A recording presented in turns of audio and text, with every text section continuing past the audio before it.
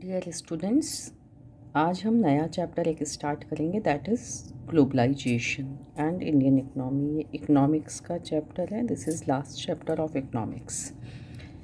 ये चैप्टर समझने से पहले आपको बहुत सारी चीज़ों को रिलेट करना है। ओके, चैप्टर समझने से पहले हमको सबसे पहले मार्केट का कॉन्सेप्ट ऑलरेडी हम समझे हुए हैं, फिर से एक बार रिवाइज कर रहे हैं। मार्केट एक ऐसा प्लेस होता है जहाँ पे प्रोड्यूसर्स एंड कंज्यूमर्स एक साथ एक्टिविटी करते हैं।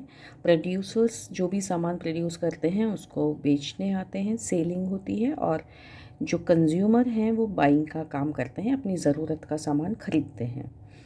But it is not so easy and so simple. ठीक है, अर्ली टाइम में ये बहुत ही आसान था, और मनी वाले चैप्टर में आपने देखा था कि कैसे सिंपल सी चीज़ें एक्सचेंज हो रही थी। इसने सामान इसको दिया, इसने सामान इसको दिया, एक जगह पे जाके ये लोग मिले और बार्टर सिस्टम से मार्केट का पर्पस सॉल्व हुआ। धीरे धीरे जैसे जैसे इकोनॉमी एंड सोसाइटी कॉम्प्लेक्स होती गई, मार्केट भी कॉम्प्लेक्स होते चले गए, और मार्केट लोकल से नेशनल, नेशनल से इंटरनेशनल एक्सपैंड होते चले गए।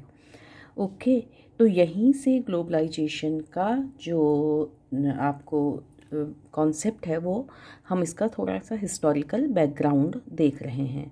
तो आप देखो कि जैसे ही अर्ली मैन ने ट्रांसपोर्टेशन स्टार्ट किया, इन्वेंशन ऑफ व्हील हुआ, धीरे धीरे कार्ट्स और इन्वेंशन मीन्स अलग अलग जो ट्रांसपोर्टेशन के मीन्स हैं वो डेवलप होने लगे, तो लोगों का आना जाना एक जगह से दूसरी जगह आसान हो गया। और जैसे ही ये आसानी होने लगी तो मार्केट एक्सपैंड होने लगे। Do you remember in class 6 आपने एक चीज़ पढ़ी थी, that was silk route.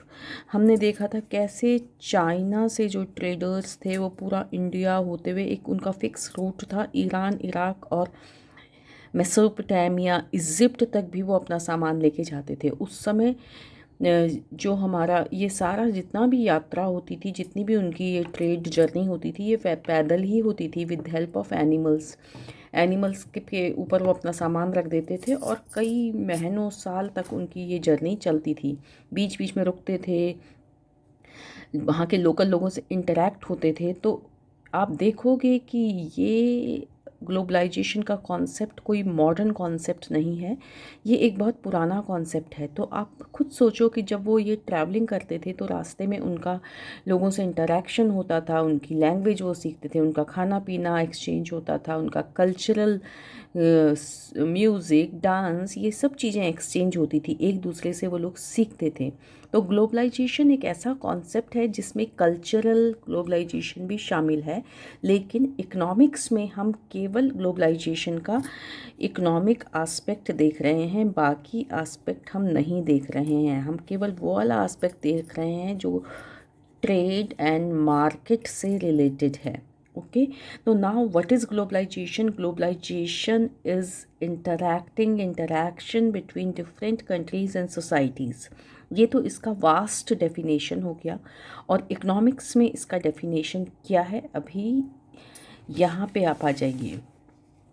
In economics globalization is rapid integration and interlinking of market.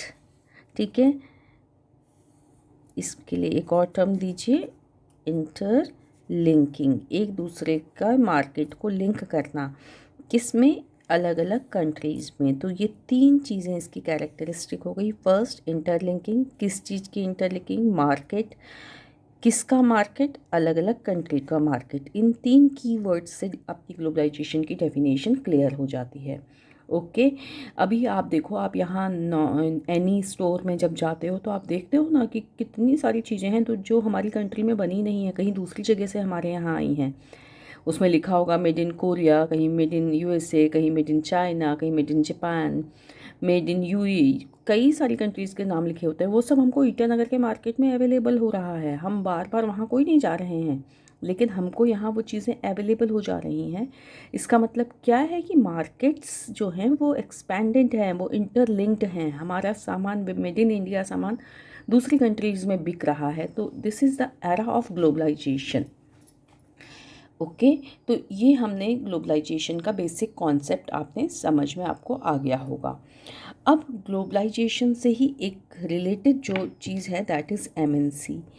Globalisation, कुछ लोग इसको बिल्कुल एक साथ ही हमेशा यूज़ करते हैं। जब ग्लोबलाइजेशन हुआ तो बेटे उसके साथ एक और कॉन्सेप्ट आया that is MNC. What is MNC? It is multi, multi means more than one, national means country, and a company. MNC is a company which controls, जो कंट्रोल करती है, owns means मालिक है, ओनरशिप उसकी है। किस चीज़ में कंट्रोल करती है? It controls and owns the production, जो production of different things and services, दोनों चीज़ बेटे, सामान भी एंड सर्विसेज के प्रोडक्शन को या तो कंट्रोल कर रही है या ओन कर रही है। कहाँ? Where? More than one country, एक से ज़्यादा कंट्री में, इसीलिए उसको मल्टीनेशनल कंपनी कहा गया। आप बहुत बात सुनते होंगे, आपके कई सारे सीनियर्स हैं कि वो किसी एमएनसी में काम कर रहा है। तो एमएनसी एक ऐसी कंपनी है जो एक कंट्री से ज़्यादा कंट्री के प्रोडक्शन को कंट्रोल करती है, उसको मैनेज करती है। तो जब ग्लोबलाइजेशन जैसे जैसे वास्ट हुआ, ये एमएनसी का कॉन्सेप्ट भी ज़्यादा फैलता चला गया। पहले जब मार्केट्स बहुत रिस्ट्रिक्ट थे, छोटी जगह में ही मार्केट होते थे, लोकल मार्केट ज़्यादा थे, तो एमएनसी का भी कॉन्सेप्ट नहीं था। लोकल प्रोड्यूसर्स प्रोड्यूस करते थे, लोकल लोगों को बेच देते थे। लेकिन बिकॉज ऑफ दिस ग्लोबलाइजेशन ये एमएनसीज जो हैं वो डेवलप होती चली गई। अब देखो, एमएनसी का मतलब ये नहीं होता कि हर जगह जाके एमएनसी पूरा कंट्रोल करे। कई बार क्या होता है, उसके कुछ पार्ट्स होते हैं। आजकल तो बेटे इतना ज़्यादा स्पेशलाइजेशन हो गया है कि सपोज़ कि आपकी एक कार है, तो हो सकता है कार का इंजन एक कंट्री में बन रहा हो, फिर आप देखो कि कार की जो मेन बॉडी है वो किसी और कंट्री में बन रही हो, कार की जो टेक्नोलॉजी है वो किसी और कंट्री की हो, और इस तरह से फाइनली वो कहीं और जाके असेंबल हो रहा हो। तो कई बार वो एक कंट्री से ज़्यादा कंट्री में अपने प्लांट्स लगाते हैं, अपने फैक्ट्रीज़ लगाते हैं। तो इस तरह से स्पेसिफिकेशन ज़्यादा हो जाता है। सारा सामान एक जगह बन के नहीं आता। जैसे कंप्यूटर है, कहीं पे मदरबोर्ड बन रहे हैं, कहीं पे उनके सीपीयूज बन रहे हैं, तो कहीं पे केवल उनका मॉनिटर बन रहा है, और एक कहीं जाके वो सब असेंबल हो रहे हैं। टेक्नोलॉजी सपोज़ कि माइक्रोसॉफ्ट की है, तो वो सॉफ्टवेयर किसी और कंट्री से आ रहा है। तो इस तरह जो प्रोडक्शन है वो बहुत कॉम्प्लेक्स बन गया है। सिंपल सा नहीं है कि एक ही जगह गए, फैक्ट्री लग गई, सामान घुसाया और एकदम तैयार सामान बाहर निकल गया। No, it is not like that.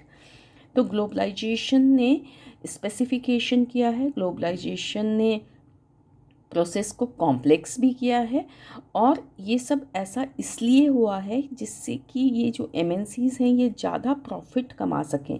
आगे अभी हम एमएनसी की बाकी कैरेक्टरिस्टिक्स भी देखेंगे। अब आप आइए कि ये कौन कौन से हम कह रहे हैं। आपको मैंने बताया कि हिस्टोरिकली ग्लोबलाइजेशन हुआ है, आज की बात नहीं है। हम कब से इतने साल पहले की बात जब करते हैं तब भी ग्लोबलाइजेशन था, लेकिन वो उतना ज़्यादा वास्ट नहीं था जितना कि अभी हो गया है। तो वो कौन कौन से फैक्टर हैं जिन्होंने कि ग्लोबलाइजेशन को फास्ट किया? factors which enabled the globalization, it is important question for examination। 5 marker या 3 मार्कर में नॉर्मली आएगा, ठीक है, 5 और 3 मार्कर में ये आएगा। ओके, आपका बेटे एक हिस्ट्री में भी चैप्टर था ग्लोबलाइजेशन का, जो इस साल डिलीट कर दिया है। जो कोई बच्चा थोड़ा सा इंटरेस्टेड है उसको एक बार सिंपल रीडिंग कर लेना, तो आपको थोड़ा इसका हिस्टोरिकल बैकग्राउंड भी पता चल जाएगा। नाउ ये ग्लोबलाइजेशन आप खुद इमेजिन करो कि जिन दिनों लॉकडाउन था तो उन दिनों हम ज़्यादातर, हमारे पास सामान लोकल था, बाहर का सामान आ ही नहीं पा रहा था, तो हम लोकल की तरफ ज़्यादा चले गए थे। अब हमें फिर से बाहर का सामान अवेलेबल हो रहा है, तो ये किस कारण हो रहा है? Rapid improvement in technology. Globalization को बढ़ाने में सबसे इम्पॉर्टेंट रोल किसका रहा? टेक्नोलॉजी में इम्प्रूवमेंट। ये टेक्नोलॉजी कौन सी थी? ट्रांसपोर्टेशन की टेक्नोलॉजी, ठीक है।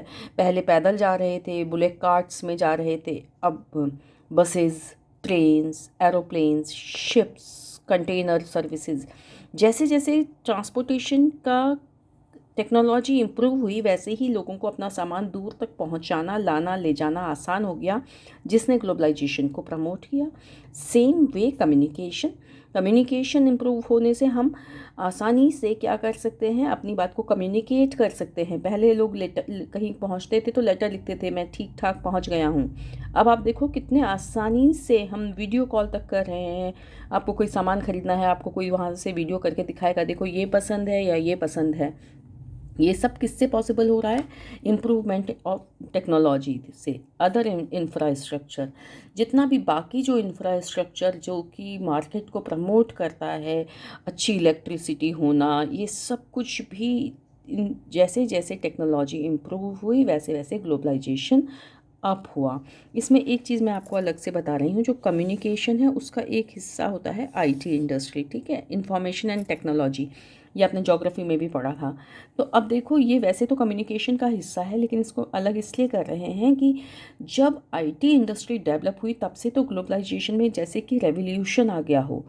ग्लोबलाइजेशन का रेट इतना फास्ट हो गया आईटी इंडस्ट्री से because of the internet services. आप खुद जानते हैं कि आप कैसे ऑनलाइन ऑर्डर करते हो। आजकल ज़्यादातर सारा सामान लोगों का ऑनलाइन आ रहा है। ना केवल पर्सनल कंज्यूमर का, बल्कि जो बड़ी कंपनीज़ हैं वो भी, कहीं से रॉ मटेरियल ऑनलाइन पेमेंट हो रहा है। पहले क्या होता था, पैसा देना ही एक प्रॉब्लम हो जाता था, आप पैसा किसी के पास कैश भिजवाते थे। अब उसी समय इंटरनेट बैंकिंग है, जिसको सामान खरीदा वो एकदम पैसा दे सकता है। तो आईटी इंडस्ट्री के डेवलप होने से ग्लोबलाइजेशन में बहुत बड़ा जंप आया और ग्लोबलाइजेशन बहुत फास्ट हो गया।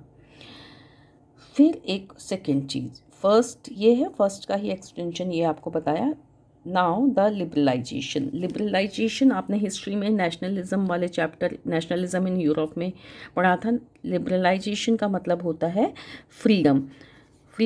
आपने याद है वहाँ पे भी लिखा था कि what is liberalization in field of economy. इसका मतलब है मार्केट को फ्री कर देना। किस चीज़ से फ्री कर देना? बैरियर्स से। ठीक है, हम सीधी रोड में जा रहे हैं और रास्ते में ऐसे बैरियर लगा है तो क्या होगा, हमारी स्पीड जो है वो रुकेगी। तो बहुत सारी कंट्री अपनी कंट्रीज़ में कुछ इकोनॉमिक बैरियर्स लगाते थे। इकोनॉमिक बैरियर्स का मतलब जैसे कस्टम ड्यूटीज़। जैसे बाहर से जब सामान आता था, हम कहीं से सामान इंपोर्ट करते थे, मंगाते थे, तो एयरपोर्ट पे उस पर टैक्स लगता था जिसको हम कस्टम ड्यूटी कहते हैं, और वो सामान इतना महंगा हो जाता था कि हम उसको ख़रीद ही नहीं पाते थे। अब गवर्नमेंट ने क्या किया, ज़्यादातर कंट्रीज़ में गवर्नमेंट ने अपने ट्रेड को लिबरल कर दिया, फ्रीडम दे दी। कहीं से भी सामान लाइए, कहीं भी सामान भेजिए, ज़्यादा कोई रोक टोक नहीं है। तो इस रोक टोक के हटने से ग्लोबलाइजेशन बहुत फास्ट हो गया। ठीक है, तो पहले जो ये हमने बैरियर्स लगाए थे उसके पीछे भी बहुत सारे एम थे। हम बैरियर्स क्यों लगाते थे? जिससे कि डोमेस्टिक प्रोडक्शन को हम प्रमोट कर सकें। लेकिन फिर बीच में एक ऐसा फेज़ आया जब कंट्रीज़ ने कहा no, we have to open our economies. हमको मार्केट को फ्री करना पड़ेगा जिससे कि लोग आसानी से कहीं भी किसी भी कंट्री में सामान बेच और ख़रीद सकें। ऐसे ही प्राइवेट सेक्टर को प्रमोट किया गया। पहले ज़्यादातर हमारी कंट्री में, इंडिया में, जितने भी इंडस्ट्रीज़ थी वो सब गवर्नमेंट सेक्टर में थी, तो अब प्राइवेट सेक्टर को प्रमोट किया गया। ये भी लिबरलाइजेशन का ही एक एग्ज़ाम्पल है। वरना तो किसी कंपनी को जब ये कोई इन्हें ये खोलना पड़ता था ना अपनी फैक्ट्री वगैरह, तो परमिशन लेने में बहुत प्रॉब्लम होती थी। Now the role of WTO का मतलब क्या हो गया? वर्ल्ड ट्रेड ऑर्गेनाइजेशन एक इंटरनेशनल एजेंसी है जिसका मेन एम है टू प्रमोट इंटरनेशनल ट्रेड। ये इंटरनेशनल ट्रेड को प्रमोट करता है और कंट्रीज़ को इस बात के लिए प्रेशराइज करता है कि वो अपने ट्रेड को लिबरल करें। तो these are the factors which are helpful which promoted globalization. We will continue this chapter. If you have any doubt, you can ask in live class. Thank you.